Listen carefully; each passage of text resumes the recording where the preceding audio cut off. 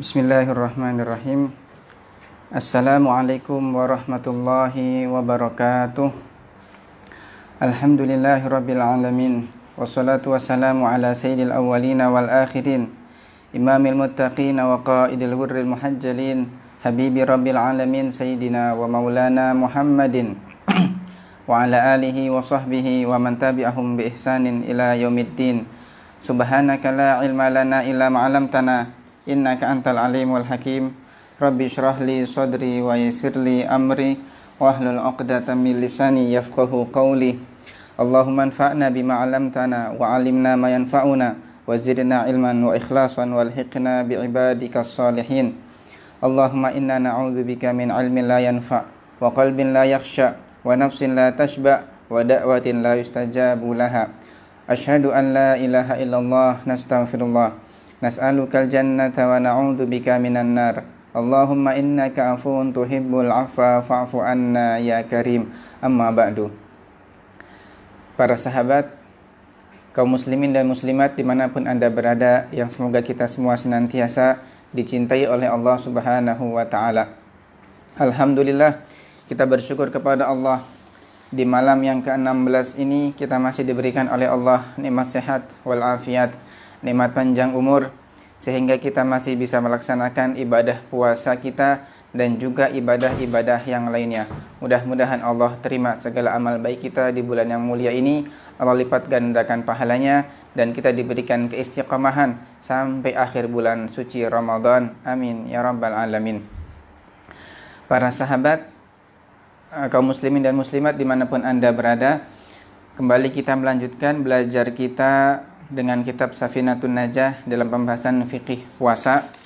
Mohon maaf sebelumnya, pada kesempatan yang kemarin sempat kita batalkan, kita tunda kajian kita karena ada beberapa kesalahan. Ya, audionya tidak terdengar audionya. Baik, insyaallah ini adalah kajian terakhir kita dalam pembahasan fikih puasa. Mudah-mudahan kita diberikan ilmu yang manfaat, ilmu yang barokah, dan diberikan pemahaman yang benar. Amin ya rabbal alamin. Baik, kita langsung masuk ke dalam pembahasan. Bismillahirrahmanirrahim. Qala al-musannifu rahimahullahu ta'ala, nafa'anallahu bihi wa bi'ulumihi wa bi'ulumi masyayikhina fid daraini, ila an qala faslun alladzi la yufattiru mimma yasilu ilal jawfi sab'atu afradin. Menuntaskan pembahasan kita dari kitab Safinatun Najah, yaitu bab terakhir tentang sesuatu yang masuk ke dalam tubuh kita tetapi tidak membatalkan puasa. Ya, sebagaimana sudah kita bahas pada kajian yang lalu, bahwasanya kan di antara hal-hal atau 9 hal yang membatalkan puasa adalah masuknya sesuatu ke dalam tubuh kita lewat 5 lubang, yaitu lubang telinga, lubang mulut, hidung, kemaluan depan, dan juga kemaluan belakang. Tapi benda ini yang masuk ke dalam tubuh walaupun lewat 5 lubang tadi tidak membatalkan puasa. Ada 7 hal. Jadi kalau sesuatu nanti yang masuk lewat 5 lubang tadi termasuk dalam 7 hal ini, maka puasanya tidak batal, tetap dikatakan sah. Apa saja? Yang pertama, ini beberapa hal sudah kita jelaskan, beberapa bagiannya. Yang pertama, mayasilu ilal jawfi binisyan, yang masuknya karena sebab lupa atau tidak disengaja. Orang makan, orang minum ketika tengah siang Ramadan. Kalau memang ketika makan atau minumnya dia memang betulan lupa, maka puasanya dianggap tetap sah, tidak batal puasanya. Ya, karena memang ibadah puasa itu kan ibadahnya adalah ibadah imsak. Jadi kita hanya sekedar menahan diri. Kalau memang orang punya kebiasaan, dia mungkin aktivitasnya habis pulang kerja langsung minum atau langsung makan, mungkin kadang lupa.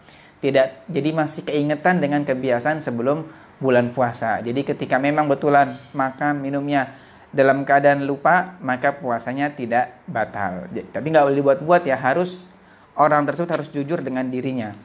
Ya, dia mungkin bisa berbohong di depan orang, tapi nggak bisa bohong di hadapan Allah Subhanahu wa ta'ala. Yang kedua adalah aujahlin. Masuknya sesuatu tersebut karena sebab jahal, karena sebab tidak tahu hukumnya. Tidak tahu hukum dari hal tersebut, bahwasanya hal itu adalah membatalkan puasa. Nah, jahal atau tidak tahu di sini adalah jahal yang ma'dzur. ketidaktahuan yang dimaafkan, ditoleransi.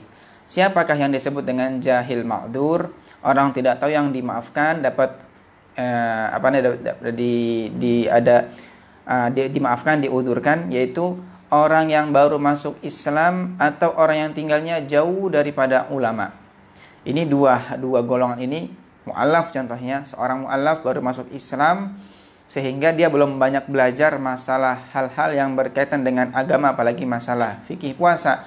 Disangkanya dia makan pun nggak apa-apa, maka dimaafkan. Jahil termasuk jahil yang ma'dzur, ya, jadi dimaafkan, nggak masalah. Atau orang yang tinggalnya jauh dari ulama, di pedalaman hutan, di pelosok, di atas gunung, nggak pernah dapat informasi apa-apa, maka disebut dengan jahilnya jahil yang ma'dzur. Adapun orang yang tinggalnya di tengah-tengah kota, di situ ada ulama, atau orang yang tinggalnya di pedesaan tapi di situ ada kiainya, ada ustadz, ada kajiannya, bahkan setiap hari ngeliat orang puasa, kok ngakunya nggak tahu hukum, maka nggak dimaafkan, nggak dapat dispensasi di situ dia, ya, tetap hukumnya tetap batal. Salah dia sendiri, kenapa nggak mau ngaji, kenapa nggak mau belajar, padahal kanan kirinya banyak orang yang mengerti tentang hukum agama. Yang ketiga, masuknya benda tersebut karena sebab ikrah, karena sebab dipaksa. Ya, sudah kita sebutkan juga masalah syarat-syarat ikrah, hukum paksaan, dianggap betulan paksaannya. Jadi terpenuhi syaratnya kalau satu, orang yang mengancam itu memang mampu untuk melaksanakan ancamannya, serius. Orangnya orang kuat, bukan sembarangan, bukan ngomong tok, tapi betulan dia, kuat orangnya. Dia megang senjata, megang pistol, pokoknya betulan mampu dia untuk melaksanakan ancamannya. Kemudian yang kedua, syaratnya yang diancam ini orangnya lemah, ya, tidak bisa melawan, nggak bisa lari, nggak bisa melawan. Yang ketiga, orang yang mengancam sungguhan, serius, ingin melaksanakan ancamannya, bukan main-main, bukan bercandaan. Kemudian yang keempat, dia ketika melakukan hal tersebut karena tidak ada qarina ikhtiar. Jadi ketika makan itu memang bukan dianggapnya sebagai kesempatan, memang dia hatinya pun berontak. Beda kalau misalnya orang diancam, misalnya katakanlah sama orang jahat, ayo kamu makan, kalau nggak makan kamu saya tusuk. Dia sudah megang pisau, saya bunuh kamu. Iya pak, saya makan pak, nggak bisa ngelawan, nggak bisa lari, nggak bisa, ya, karena dia nggak lemah. Ya pak. Tapi ketika makan itu dia dalam hatinya, kesempatan nih, mumpung diancam, alhamdulillah lagi lapar, akhirnya bisa makan nih. Mumpung lagi aus nih, dikasih es, ya sudahlah minum aja. Nah, ini nggak jadi, tetap batal. Kenapa? Karena dia ketika makan, ketika minum itu menjadikan sebagai kesempatan. Nafsunya memang senang, jadi hatinya nggak berontak, malah hatinya senang dengan hal tersebut, maka tetap jadi, ya, tetap batal puasanya. Jadi ikrahnya nggak dianggap. Kemudian yang ke 1, 2, 3. Yang keempat adalah masuknya sisa-sisa makanan yang ada di sela-sela gigi, mungkin setelah sahur. Masuknya hal tersebut ke dalam tubuh karena ikut air liur. Ikut air liur yang masuk ke dalam tubuh nggak disengaja. Yang kelima, sesuatu hal tersebut yang masuknya ke dalam tubuh adalah berupa debu yang ada di jalan. Kata ulama, walaupun andaikan dia waktu di jalan pun sengaja ngebuka mulutnya, sengaja mangap, akhirnya kemasukan debu, tetap nggak batal puasanya. Ya, karena sengajanya dia kan sengaja ngebuka mulut, bukan sengaja biar masuk debu, enggak. Ya, debu jalan nggak masalah. Wa ma wasala ilahi wa kana gharbala tatarik. Yang keenam, sesuatu tersebut yang masuk adalah berupa ayakan tepung. Mungkin orang yang habis ngayak-ngayak tepung, berhamburan, bertebangan, akhirnya masuk nggak sengaja, juga nggak batal. Yang terakhir adalah sesuatu yang masuk itu audubaban ta'iran aw nahwahu, berupa serangga seperti lalat atau yang sepertinya lah. Jadi nggak sengaja lagi bicara atau lagi nguap, karena nggak ditutup, tiba-tiba masuk lalat, masuk nyamuk, maka nggak batal. Ini 7 hal, ada 7 macam, 7 hal. Walaupun ketujuhnya ini masuk ke dalam tubuh saat puasa, tetap puasanya masih sah, tidak batal. Kami ulangi sedikit biar tidak ada kesalahan paham. Pertama, karena lupa, nggak disengaja. Kedua, karena tidak tahu hukumnya, asalkan memang tidak tahu hukumnya, yang dimaafkan, yang diudurkan. Orang yang baru masuk Islam atau tinggalnya jauh dari ulama. Yang ketiga, karena sebab dipaksa dengan syarat-syarat yang terpenuhi. Yang keempat, sisa-sisa makanan yang ada di gigi masuknya karena sebab ikut air liur. Yang kelima, hal tersebut berupa debu, ya, debu jalan. Kemudian yang keenam adalah berupa ayakan tepung. Yang ketujuh, sesuatu tersebut adalah seperti serangga, ya, kecil, nggak disengaja kan, serangga yang terbang. Adapun semut, kan semut sifatnya di tanah, jangkrik di tanah, nggak mungkin terbang. Ini yang terbang, ya, tiba-tiba terbang, ternyata masuk ke mulutnya, akhirnya tertelan, maka tidak batal puasanya. Allahu a'lam. Kemudian khatimatun, kita tutup dengan khatimah, penutup dari pensyarah kitabnya Syed Ahmad bin Umar Asy-Syatiri. Beliau mengatakan, khatimatun law ra'a sha'iman arada an yashraba mathalan. Andaikan ada orang yang melihat orang lain sedang berpuasa, kemudian orang lain tersebut dia ingin minum, misalnya dia ingin minum. Fa in kana haluhu taqwa wa 'ada mubasyaratil muharramat fal aula tanbihuhu. Jadi wa in kana ghalibu halihi diddu dzalik wajaba nahyuhu. Jadi orang yang ketika kita, misalnya contoh, ketika kita di siang hari Ramadan lagi keluar, ternyata di luar atau di jalan kita ngelihat ada orang yang kok makan, ya.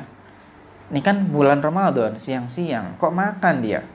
Sedangkan dia adalah orang yang wajib puasa. Orang tersebut bukan termasuk golongan yang tidak wajib berpuasa.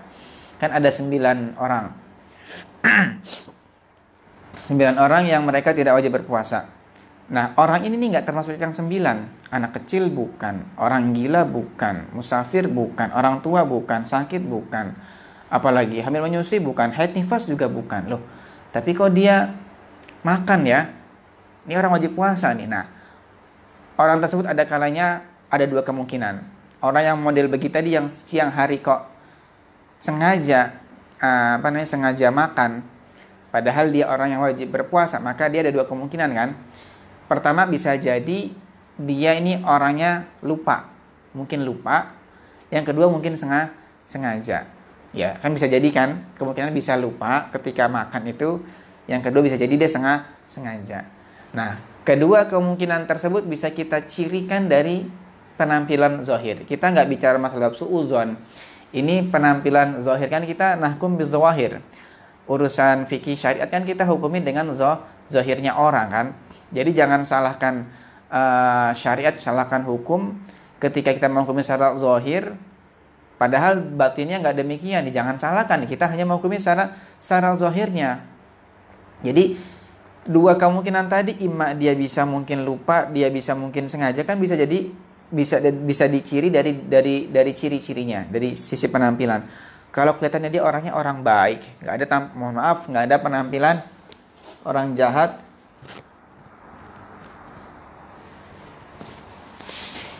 nggak ada penampilan orang jahat, ya, maka mungkin dia lupa.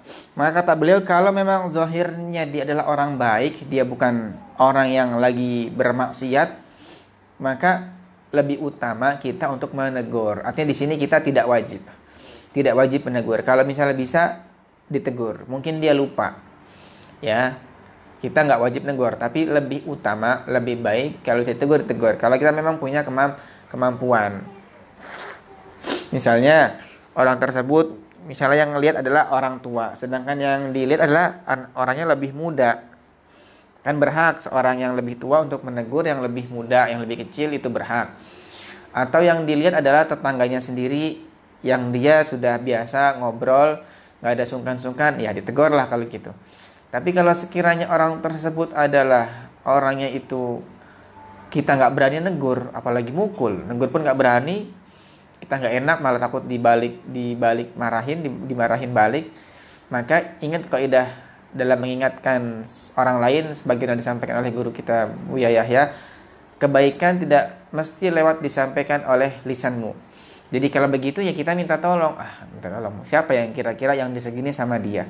Dan gak harus di waktu itu juga kok. Ya, kan kebaikan gak harus disampaikan saat itu juga.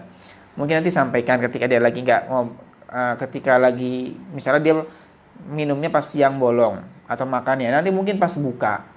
Ketemu pas buka atau pas tarawih ketemu dengan orang tersebut, ngobrol basa-basi dulu, langsung nanti masuk ke inti poin yang apa yang ingin disampaikan gitu. Atau lewat orang lain, lewat orang tuanya, lewat kakaknya, lewat pamannya, siapa yang sekiranya bisa didengar ucapannya oleh orang tersebut. Nah, ini kalau zahirnya demikian, zahir keadaan adalah takwa dia, bukan orang bermaksiat, maka kita disunahkan, dianjurkan untuk menegur. Tapi kalau keadaan dia secara zahirnya, penampilannya, orangnya dia megang minum khamr, megang botol, keadaan lagi mabuk, wah ini berarti betulan nggak puasa ini, maka hukumnya wajib untuk kita menegur.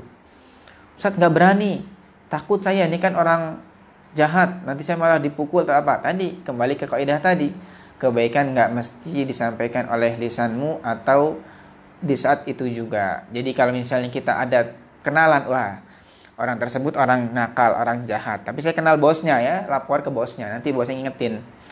Apalagi kebetulan pas kena bosnya Masya Allah, walaupun kumpulnya sama orang-orang seperti itu, tapi ternyata mungkin bosnya orang yang insaf, ya bisa kita lewat bosnya tadi, atau lewat siapa, teman-teman yang bisa didengar ucapannya. Nah, paling rendahnya adalah di hati kita harus ada rasa ingkar di hati. Nggak boleh kita merasa cuek ketika melihat ada orang yang bermaksiat. Termasuk, mohon maaf, kita sering ketika di jalan, kan misalnya di atas kendaraan, entah di mobil, di motor, ini sering kita temukan, mungkin juga para sahabat sering menemukannya, ya kan, ketika di lampu merah, coba di persimpangan jalan di lampu merah, biasanya ada orang yang, mohon maaf, yang dia sambil ngamen, ya. Kita lihat penampilannya kok begitu, mohon maaf, ada tato, tindik, ya. Kita jangan ngeremehkan. Kalau kita ngeremehkan, kasihan itu orang kok gitu, sombong namanya. Kita merasa lebih baik daripada dia. Belum tentu, karena kita belum sampai kepada akhir dari umur kita. Bisa jadi beberapa saat kemudian ternyata Allah beri hidayah kepada orang tadi yang kita lihat secara zahir penampilannya nggak benar, Allah kasih hidayah, berubah total. Jadi orang soleh jadi wali bagaimana? Sebaliknya, diri kita Allah cabut hidayahnya, ternyata berbalik keadaan lebih jelek daripada dia. Jadi jangan pernah merasa kita lebih baik dari siapapun, walaupun melihat orang yang sedang bermaksiat. Tapi kita harus ada rasa ingkar, ya Allah, kenapa kok terjadi kepada dia? Itu kan umatnya Nabi Muhammad SAW. Itu umatnya Nabi. Nanti bagaimana? Sedangkan Nabi bercita-cita semua umatnya harus masuk ke dalam surga. Terenyuh kita. Nah, ketika lagi mau ngasih, biasanya kan minta menghampiri mobil kita buka kaca. Ketika ngasih, misalnya entah ngasih minuman, ngasih uang, kita tanya, sudah sholat belum? Gimana sholat? Kalau bulan puasa enggak hari ini? Sholat zuhur, kita sering, Al-Fakir sendiri sering ketika misalnya di kendaraan ada yang datang ketika lampu merah, minta-minta, kadang kalau bukan bulan puasa, saya kasih minuman. Saya nggak ngasih uang, tapi saya kasih minuman. Kenapa? Karena kalau kita ngasih uang, paling kita relanya ngasih uangnya 1.500. Kadang uang segitu mau dibelikan sesuatu pun kurang besar nilainya. Takutnya nanti malah ditabung, diberikan sesuatu yang nggak benar. Kasih minuman, misalnya ada minuman yang masih belum dibuka, minuman dingin, atau roti, atau snack, kasihkan ke dia. Sambil ditanya, sudah sholat belum dek? Ayo sholat, ngerti sholat apa enggak? Kami sering ketika nanya, sholat itu apa? Nggak tahu dia. Puasa, nggak puasa. Sudah sholat zuhur belum? Belum. Berapa rakaat sholat zuhur? Sholat zuhur itu berapa rakaat ya? Sampai rakaat pun dia nggak ngerti. Dia pikir 2, 3, nggak ngerti jumlah rakaat sholat zuhur. Berarti jarang sekali dia melaksanakan sholat. Tadi kan miris sekali kita hati, ya kan, ketika melihat orang-orang yang demikian. Maka paling tidak kita ada pedulilah, paling tidak nanya. Ya benar, kita nggak bisa berbuat banyak. Kita pengen aja, kita mau bisa ngasih apa ke dia. Paling tidak kita ada menunjukkan ingkar di hati, jangan sampai kita tidak dituntut sama Allah. Kita ngelihat seseorang yang keadaannya seperti itu, tapi kita nggak merasa cuek. Nanti khawatir kita nanti dicuekin oleh Nabi Muhammad SAW. Ya, Nabi mengatakan barang siapa yang tidak ada perhatian dengan urusan sesama muslim, maka bukan golongan kita. Kita nggak pengen dicuekin sama Nabi Muhammad gara-gara kita cuek kepada umatnya Nabi Muhammad SAW. Wallahu a'lam bishawab. Baik, alhamdulillah sudah selesai pembahasan kita tentang kitab Safinatun Najah bab puasa ini. Kita lanjutkan dengan kitab Takrirat karena masih ada waktu, tentang kesunahan dan kemakruhan berpuasa. Ya, ini penting sekali. Biar kita, walaupun ini sunnah dan makruh yang sifatnya kalau ditinggal dilakukan pun nggak dapat dosa kalau makruh, yang sunnah ketika ditinggalkan pun tidak mendapatkan dosa. Tapi kita berusaha agar sempurna ibadah puasa kita, biar menambah kesempurnaan ibadah puasa kita, ya yang sunnah kita lakukan, yang makruh sebisa mungkin kita jauhkan. Baik, di antara sunanus shaum wa ramadhana, di antara sunnah puasa dan Ramadan, yang pertama ta'jilul fitri, yaitu menyegerakan berbuka puasa kalau sudah yakin. Jadi jangan terburu-buru. Kami pernah nyampaikan kan, di antara golongan yang wajib imsak, orang yang nyangkanya sudah maghrib, ternyata belum maghrib, keburu-buru dia 5:30, wah maghrib nih, dengar suara duk, ternyata orang mukulin kasur, bukan suara beduk adzan, batal puasanya dan wajib mengqadha. Jadi urusan maghrib harus sampai yakin, dengar radio, suara adzan pastikan, kalau dari musola, lihat jam, lihat jadwal imsak sekarang sudah banyak. Kalau sampai betulan yakin sudah masuk, baru nanti langsung bersegera. Jangan dientar-entarin. Ya, jangan kita merasa sok kuat, gampang, saya belum lapar, nanti aja lah bukanya, sholat dulu. Enggak, sunnahnya adalah disegerakan, ngikutin bimbingan dari Nabi Muhammad SAW. Ya. Sebaliknya yang kedua, urusan sahur adalah ditakhir. As-sahur yang kedua adalah makan sahur, walau bijur antima, walaupun hanya seteguk air. Ya, jadi ada orang juga merasa dirinya kuat, sudahlah nggak usah sahur. Nggak, tetap kita disunahkan untuk makan sahur. Nabi mengatakan dalam sabdanya, au kama qala tasahharu fa inna fis sahuri barakah. Sahurlah karena sesungguhnya di dalam sahur terdapat keberkahan. Keberkahan sahur walaupun hanya seteguk air. Ya, walaupun saya kuat puasanya, nggak akan lemes, nggak, tetap kita sahur bukan hanya sekedar biar kuat makan, tapi untuk mengikuti sunnah Nabi. Jadi makan sahurnya kita bukan sekedar kita biar kuat puasa, enggak, tapi biar ngikutin sunnah Nabi. Dengan tujuan ini, ngikutin tuntunan dari Nabi SAW. Apalagi makan sahur itu kan waktu sebelum subuh ini kan waktu orang tuh malas sekali bangun. Coba, kalau sahur pasti ngantuk. Biasanya orang kalau disuruh sahur malas, udahlah nggak usah, ntar aja lah, langsung subuh aja lah, malas sekali. Nah, sambil kita untuk membiasakan diri kita supaya nggak malas bangun malam. Coba kalau kita biasa bangun sahur selama 1 bulan penuh, sedangkan waktu sahur tersebut waktunya adalah waktu sebelum subuh, waktu orang biasa qiyamul lail, sepertiga malam terakhir, insya Allah setelah Ramadan kita sudah punya kebiasaan untuk qiyamul lail, karena kita sudah selama 9 bulan dilatih bangunnya sebelum subuh. Ini latihan yang biasa subuhnya telat, apalagi yang subuhnya jam 7, ya yang biasa sholat duha pakai kunut, artinya sholat subuhnya di waktu duha. Ini latihan pembiasaan diri supaya bangunnya lebih awal lagi dengan makan sahur. Makanya habis makan sahur sebisa mungkin jangan habis makan tidur lagi. Ini pun salah. Habis makan sahur gunakan waktu menjelang adzan subuh dengan baca Quran tahajud Ustaz kan sudah witir, ini sudah kita bahas, nggak masalah. Walaupun sudah witir pas taraweh, tahajud lagi nggak apa-apa, nggak masalah. Ya, jadi gunakan itu waktu kesempatan menjelang adzan subuh untuk dengan hal-hal baik lah, zikiran salawatan tahajud atau apa. Jangan malah tidur lagi. Biasanya orang kalau habis sahur tidur lagi, satu dari sisi kesehatan nggak baik. Yang kedua, banyak kehilangan fadilah, waktunya kebuang. Sepertiga malam kesempatan dia untuk berdoa sama Allah di waktu tersebut, untuk minta banyak hal, ternyata malah kelewat karena tidur lagi. Kalau di luar bulan Ramadan saja, orang itu ketika di sepertiga malam terakhir, Allah berikan seruan dengan 3 hal. Yang pengen minta ampun akan diberikan ampun oleh Allah. Yang pengen taubat akan diberi taubatnya. Yang punya permohonan akan dikabul permohonannya. Itu di luar bulan Ramadan. Bagaimana kalau di bulan Ramadan? Luar biasa, tentunya lebih utama lagi. Bahkan dikatakan seruan tersebut Allah seru dari mulai maghrib. Dari mulai maghrib sampai subuh, terus Allah seru siapa yang pengen minta ampun, yang minta taubat, yang pengen dikabul hajatnya. Saking luar biasanya keutamaan malam di bulan Ramadan ya. Jadi disunahkan sahur. Kemudian takhirus sahur. Yang ketiga, kalau sahur disunahkan kita ditakhir ya, diakhirkan. Jadi jangan sahurnya itu terlalu awal, jam 1 sahur atau jam setengah 2. Wah, subuhnya masih jam 4. Masih sangat lama jaraknya. Akan nanti pastinya kenapa kok disunahkan takhir, biar langsung sholat subuh gitu loh.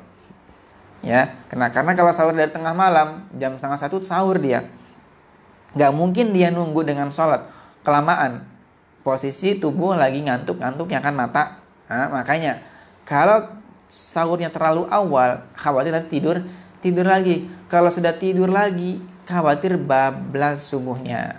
Ya, makanya sahur yang disunahkan ditakhir.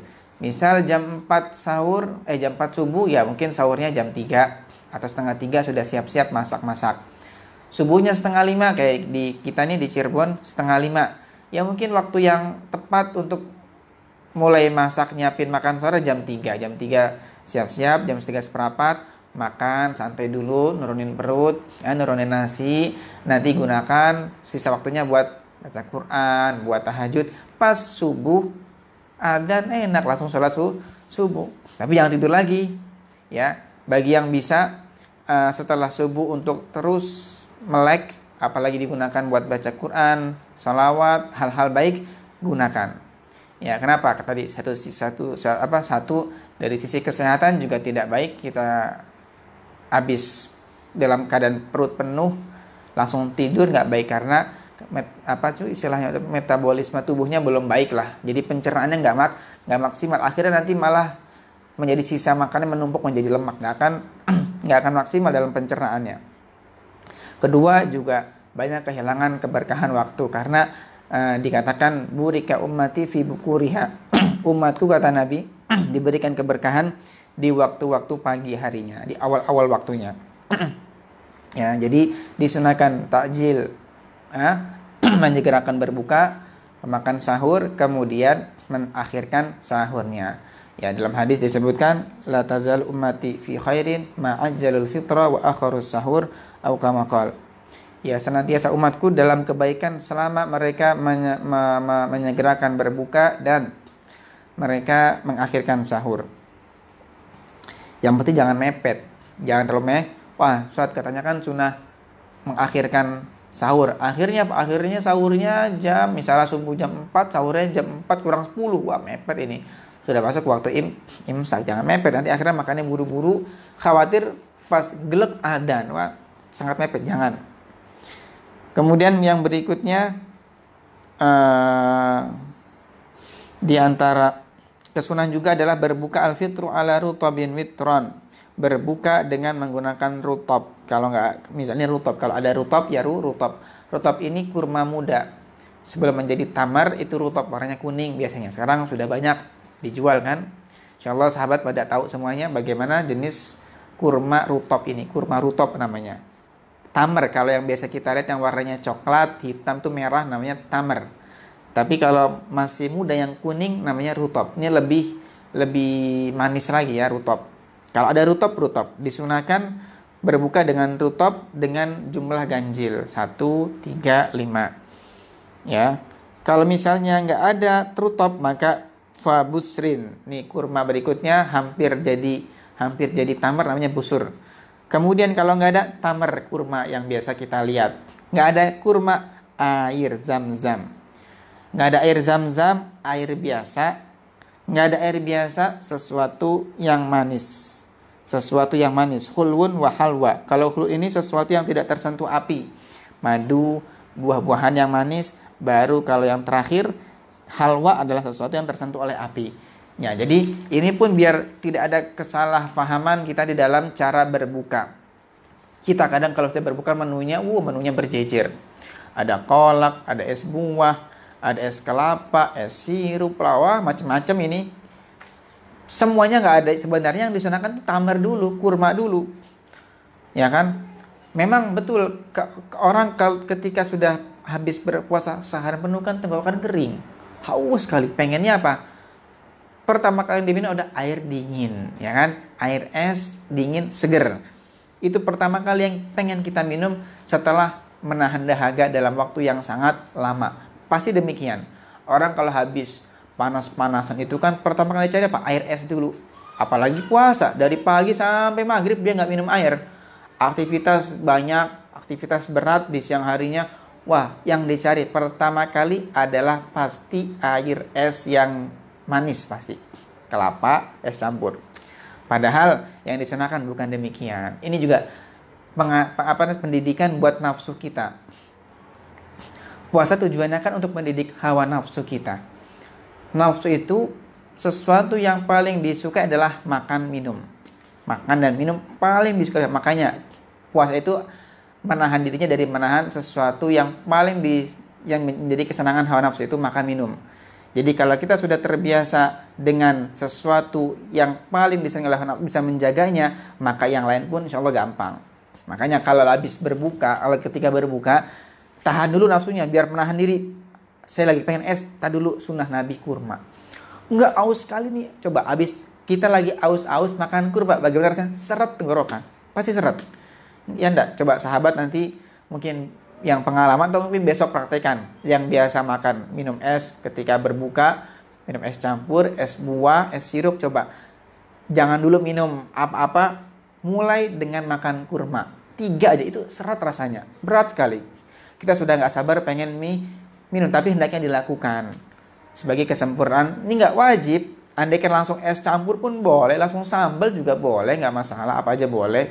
Yang penting sudah adzan maghrib, tapi disunahkan kita dahulukan sesuai dengan bimbingan tuntunan dari baginda Nabi Shallallahu Alaihi Wasallam. Biar kita ini nggak terlalu memanjakan nafsu kita. Saya lagi pengen es, nggak harus ngikutin sunnah Nabi, kurma dulu. Nggak kuat pengen es, nggak, sabar dulu wahai nafsu, ikutin sunnah Nabi, melatih hawa nafsu kita. Jadi betul nanti habis Ramadan betulan menjadi hamba yang bertakwa, betulan berhasil menundukkan hawa nafsu. Ya, jadi semoga kita bisa mengamalkan. Memang berat, al-fajr itu kadang berat, tapi kita paksakan. Adzan kita pengen minum, aus nggak, kurma dulu, kurma 1 atau 3. Pokoknya setelah kurma baru minum air putih. Air putih bebas lah, terserah. Mau es campur, masuk semua nggak masalah. Yang penting pertama kali yang dimakan adalah kurma, rutob, maksudnya rutob.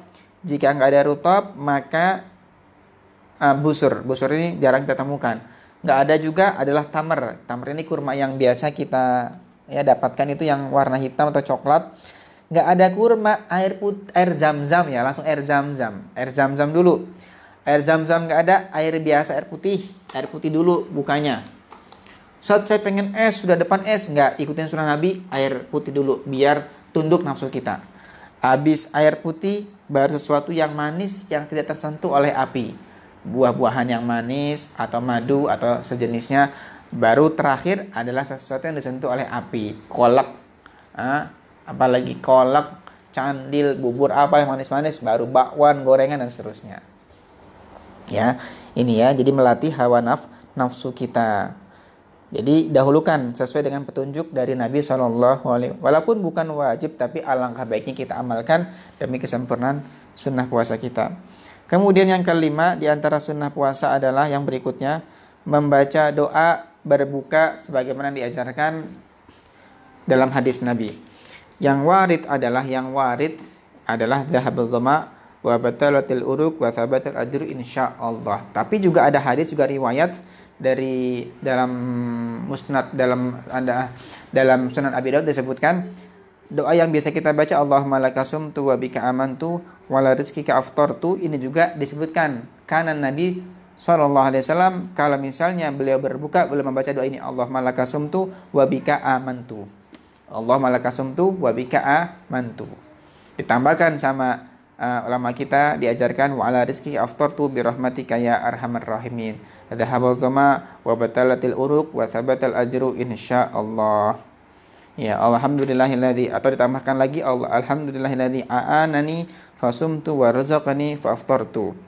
Ya, yang jelas doa kebaikan dibaca. Jadi jangan saling menyalahkan, sudahlah. Ya, bid'ah, sudah puasa, sudah pengen waktunya berbuka masih ngomongin masalah bid'ah, nggak ada dalilnya. Udah tinggal berbuka, nikmatin makan yang enak, kok pakai ribut urusan masalah doa puasa. Kalau pengen dicari semuanya ada riwayatnya. Allah laka sumtu ada riwayatnya. Dhahabal zama juga ada riwayat hadisnya. Yang berikutnya dalam kesunahan puasa adalah taftirus shaimin, yaitu memberikan makan kepada yang berbuka puasa. Memberikan makan kepada yang berbuka puasa. Ini juga sunnah. Ya, tapi mungkin kalau tahun ini karena kita lagi terkena wabah Covid ini, sepertinya semarak bukber kurang ya di tahun ini. Kita biasa menyaksikan ada bukber keliling, bukber antar sekolah, alumni lah, reuni macam-macam lah, antar kawan di masjid, musola meriah dengan acara buka bersama. Orang biasa ngirim makanan. Tapi tahun ini ternyata ada himbauan, kita kan nggak boleh terlalu ngumpul rame-rame. Tapi kita nggak menghalangi kita untuk bisa tetap berbagi. Ya, misalnya nggak ada kumpul-kumpulan bukber bareng, ya tinggal kita masak, kasih ke tetangga. Kita beli kurma atau beli sesuatu, kasih ke tetangga. Yang jelas kita jangan sampai ketinggalan fadilah memberikan makan kepada yang berbuka puasa. Walaupun yang berbuka tadi dia pun sebenarnya lebih banyak makanannya. Contohnya si A mau ngasihkan ke B makanan. Si A cuma punya kerupuk atau punya apa ya, sayur-sayurnya biasa. Sedangkan si B itu kalau buka, wah makanannya hebat, Masya Allah, ada ini. Wah kalau ngasih minder. Enggak ya, yang dilihat bukan seberapa enak, seberapa lezat menunya, enggak. Tapi yang dilihat adalah apa yang kita kasih. Artinya pemberian kita yang dilihat nanti pahalanya di situ oleh Allah. Yang penting kita kasih, ya, ngasih makanan kepada yang berbuka puasa, walaupun yang dikasih ternyata lebih enak menunya. Jangan sampai ketinggalan keutamaan ini. Dikatakan dalam hadis bahwasanya man fattara shaiman kana lahu mithlu ajrihi ghairu annahu la yunqas min ajri shaimi syai'an. Barang siapa yang memberikan makan kepada orang yang sedang berbuka puasa, maka bagi yang ngasih dapat pahala orang yang puasa tadi, tanpa dikurangi sedikit pun dari pahalanya. Jadi luar biasa, dia dapat pahala, berarti pahala puasa dia sendiri dan pahala puasa orang yang dikasih makanan tadi. Ya, apa yang kita punya? 1 biji kurma, kasih. Ya, ini kalau kita bahas panjang sekali masalah berbagi di bulan Ramadan. Yang jelas ini hukumnya disunahkan. Kita mumpung Ramadan, perbanyak amal kebaikan kepada sesama. Kemudian yang berikutnya juga ini yang sering kita lakukan adalah al-muhafazatu ala sholatit tarawih. Menjaga kesunahan sholat tarawih. Ya, kita nggak bicara masalah khilaf di kalangan masyarakat kita tentang jumlah rakaatnya. Ada yang 11, ada yang 2, 3, 8 atau 20. Jujur dengan diri sendiri. Jangan sampai kita ketika 11 padahal dia males. Namanya kan curang ini. Ya, padahal dia ketika pengen melaksanakan yang 20, padahal sih berat, tapi dengan alasan sunnah Nabi enggak. Ya, dalam hadis enggak ada ketentuan jumlah bilangan rakaat baginda Nabi. Ya, ini enggak usah kita perpanjang di sini. Yang jelas hidupkan malam Ramadan dengan salat tarawih. Ya, lebih banyak berarti lebih baik dong. Masa pahala 8 dengan 20 sama, yang enggak bisa disamakan. Tentunya yang lebih banyak lebih baik lagi, lebih banyak lagi pahalanya. Ya, menjaga sholat tarawih. Sholat tarawih kapan maksudnya? Tentunya setelah fi'lil isya, ba'da fi'lil isya, yaitu setelah masuknya setelah melaksanakan sholat isya. Artinya bagi yang sholat tarawih sedangkan dia belum sholat isya, nggak sah, walaupun di waktu isya. Sholat tarawihnya di waktu isya, sudah adzan isya, tapi belum sholat isya, nggak sah, harus sholat isya dulu baru sholat tarawih. Ya, disebutkan dalam hadis, man qama ramadhana imanan wahtisaban ghufira lahu ma taqaddama min dzambi. Barang siapa yang menghidupkan bulan Ramadan karena rasa iman, yakin dengan janji pahala yang Allah berikan, dan ihtisab, ada rasa kerinduan kepada Allah, mengharapkan ridha Allah, maka akan diampuni dosa-dosa yang telah lalu. Dikatakan apa makna qiyam di situ, makna menghidupkan, yakni dengan salat tarawih. Jadi sungguh sangat disayangkan kalau kita lewatkan keutamaan salat tarawih di bulan suci Ramadan. Kemudian yang berikutnya nih kami pilih-pilih saja karena ini sangat banyak, waktunya juga tidak banyak. Memperbanyak membaca Al-Quranul Karim. Memperbanyak membaca Al-Quran. Bulan Ramadan merupakan syahrul Quran, apalagi besok malam merupakan peristiwa nuzulul Quran. Jangan sampai Ramadan kita masih malas baca Quran. Kalau Ramadan kita nggak rajin baca Quran, bagaimana kalau nggak di luar Ramadan? Ya kita walaupun nggak bisa mentarget hatam berkali-kali, paling tidak ada semangat untuk nggak akan lewat waktu kecuali harus diisi dengan baca Al-Quran. Paling tidak ginilah, paling tidak porsi kita buat baca Quran harus lebih banyak ketika Ramadan ketimbang di luar bulan Ramadan. Jangan sampai di luar Ramadan itu, di bulan Ramadan malas baca Quran, bagaimana kalau nanti nggak di Ramadan? Yang biasa baca Quran di luar bulan Ramadan mungkin sehari cuman 1 halaman, 1 kaca, ketika Ramadan ditambahlah. Yang tadinya ketika nggak di Ramadan baca Qurannya cuman seminggu sekali, ketika Ramadan setiap hari lah gitu. Yang sama sekali nggak pernah baca Quran hanya dijadikan sebagai pajangan di rumahnya. Beli Qurannya sih bagus, yang paling mahal, tapi nggak pernah dibaca, percuma. Yang nggak pernah baca Quran ketika sebelum Ramadan, paling tidak jangan sampai ketinggalan untuk baca Quran di bulan Ramadan.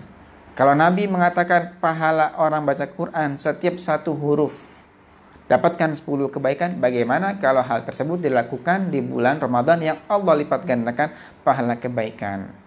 Ya, jadi mumpung ini sekarang masih dapat separuh kita. Ayo separuh yang kedua kita perbaiki kekurangan kita. Yang masih malas ngaji, ayo rajin ngaji.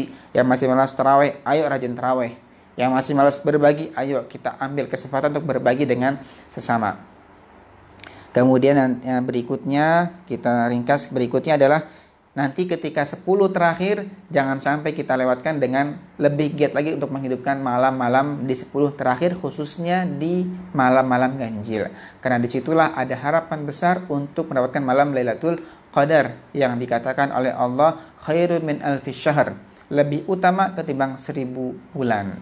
Ya, ada di mana? Ini bukan pasti, artinya harapan paling besar adalah di 10 terakhir, khususnya di malam-malam ganjil. Karena baginda Nabi SAW, beliau pun di 10 terakhirnya betul-betul menghidupkan malamnya. Ya, syadda mi'zarahu, mengencangkan ikatan sarung beliau, menyingsingkan bajunya kayak orang mau kerja, berarti artinya giat sekali beliau. Sampai membangunkan anak istri beliau, dibangunkan untuk diajak ibadah bareng di 10 terakhir Ramadan. Ya, misalnya saat ini kita di tahun ini Ramadannya nggak boleh itikaf di masjid, ya nggak apa-apa. 10 terakhirnya kita hidupkan di rumah sambil ngaji Quran, baca sholawat, zikir-zikiran. Paling tidak jangan kelewatan untuk melakukan sholat isya berjamaah, tarawihnya, dan juga subuh berjamaah. Paling kalau kita nggak bisa menghidupkan semalam suntuk dengan ibadah, paling tidak isya jamaah jangan ketinggalan. Subuhnya jangan ketinggalan berjamaah, dan sholat tarawihnya. Apalagi kemudian makruh-makruhnya puasa. Di antara makruhnya puasa adalah mencicipi makanan. Mencicipi makanan makruh ya. Kalau kita nggak ada hajat, nggak ada perlunya, nggak usah lah. Kecuali ibu-ibu yang mungkin masak, cicipin nggak apa-apa. Ini makruhnya kalau nggak ada hajat. Kalau ada hajat, cicipin tapi dikit, awas, hati-hati. Begitu terasa ada rasa di lidah, langsung kita buang. Jangan ditelan. Kenapa? Kalau ketika nyicipin makanan terus terasa ada rasa di lidah, lalu ketelan itu air liurnya, berarti air liurnya sudah bercampur dengan benda, batal puasanya. Kan sudah dibahas kan masalah menelan air liur. Syaratnya air liurnya sendiri tidak bercampur dengan sesuatu, air liurnya suci, tidak mutanajis, dan masih ada di tempatnya. Kemudian mandi ya, mandi juga jangan menyelam. Ini sering jadi pertanyaan, Ustaz gimana mandi? Mandi hukumnya tidak makruh ketika berpuasa, walaupun siang hari, walaupun tiap jam, silahkan.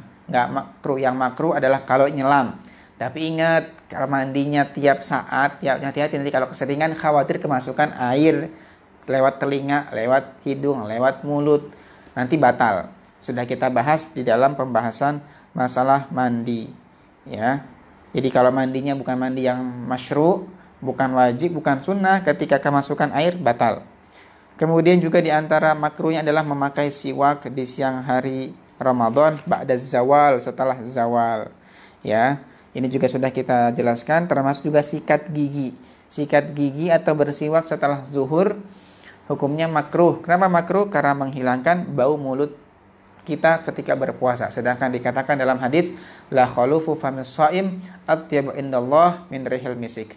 Bau mulutnya orang berpuasa lebih harum di hadapan Allah ketimbang aroma misik. Ya, tapi Imam Nawawi berpendapat tidak makruh. Ini ikhtiar pendapat dari Imam Nawawi rahimahullah, tidak makruh bersiwak walaupun ba'da zawal. Kemudian juga di antara makruhnya adalah kumur-kumur. Ini sering jadi pertanyaan, kumur-kumur bagaimana Ustaz? Kumur-kumur dengan garam lah apa? Sama, kumur-kumur kan sudah dijelaskan. Kumur-kumur ada yang wajib, ada yang sunnah, ada yang mubah. Kalau kumur-kumurnya wajib, maka ketika ketelan, ini semua ketelan, nggak sengaja. Kumur-kumur wajib, kalau ketelan maka mutlak tidak batal, baik kumur-kumurnya berlebihan atau tidak berlebihan. Jika kumur-kumurnya sunnah, dilihat. Kalau berlebihan, ketelan batal. Jika tidak berlebihan ketelan, maka tidak batal. Contoh kumur-kumur yang wajib kayak apa? Kayak ketika ada najis, ada habis muntah, habis berdarah, gusinya. Kumur-kumur yang sunnah, kumur-kumur dalam wudu. Yang ketiga, kumur-kumur mubah. Kumur-kumur tadi air garam lah, air garam nanti ada rasanya. Atau habis sikat gigi, ini mubah. Maka kalau ketelan mutlak batal, baik berlebihan atau tidak berlebihan. Ini sudah sering kita jelaskan.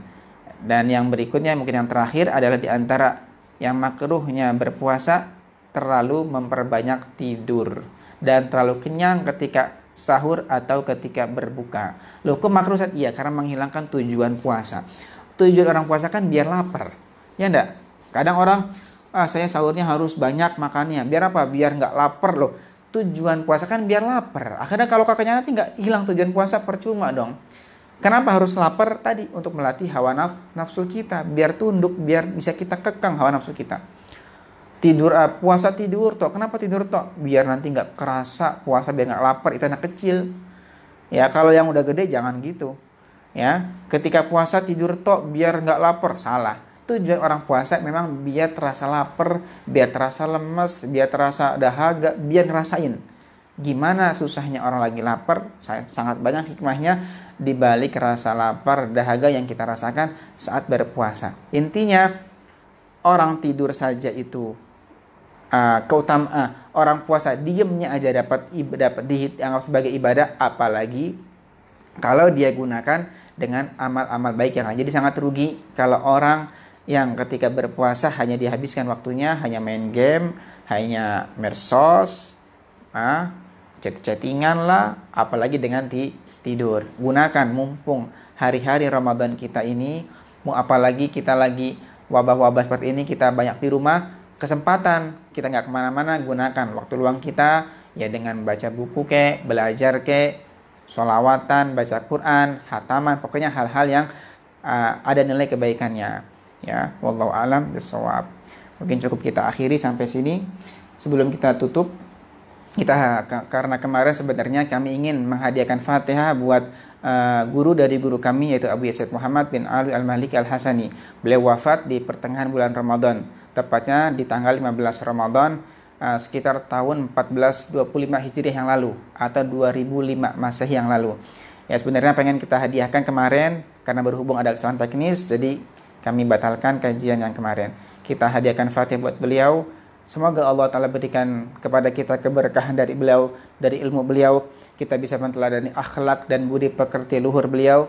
Allah jadikan kita sebagai murid atau muhibbin atau orang yang intisab nisbat kepada beliau, yang kelak nanti bisa berkumpul bersama beliau, bersama kekasih kita Nabi Muhammad SAW. Dan semoga Allah berikan kepada kita ilmu yang barokah, ilmu yang manfaat, ilmu menjadi sebab kita semakin dekat dengan Allah, semakin dekat dengan sunnah Nabi SAW. Dan semoga Allah jadikan puasa kita puasa yang sempurna, puasa yang bukan hanya sekedar sah, tapi juga puasa yang Allah terima, puasa yang betul-betul sempurna, ada nilai pahalanya di sisi Allah Subhanahu wa taala. Dan semoga Allah berikan kepada kita semuanya istiqamah sampai akhir Ramadan. Allah terima segala amal ibadah kita, dan Allah berikan kepada kita semuanya umur panjang, sehat walafiat, kita bisa kembali bertemu dengan bulan Ramadan di tahun berikutnya. Dan semoga Allah berikan kepada kita semuanya husnul khatimah ala hadina wa ala kulli shalih wa ila hadratin nabi. Al-Fatihah.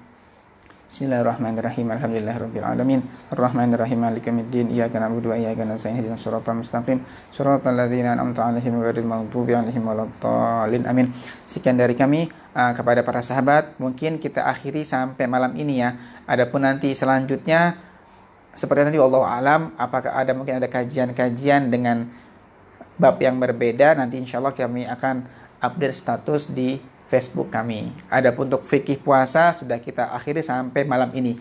Ya, semoga apa yang sudah kita lewat bermanfaat bagi diri kami pribadi khususnya, dan semoga bermanfaat bagi para sahabat yang menyimak kajian kami. Wallahu a'lam bishawab wal afu minkum. Assalamualaikum warahmatullahi wabarakatuh.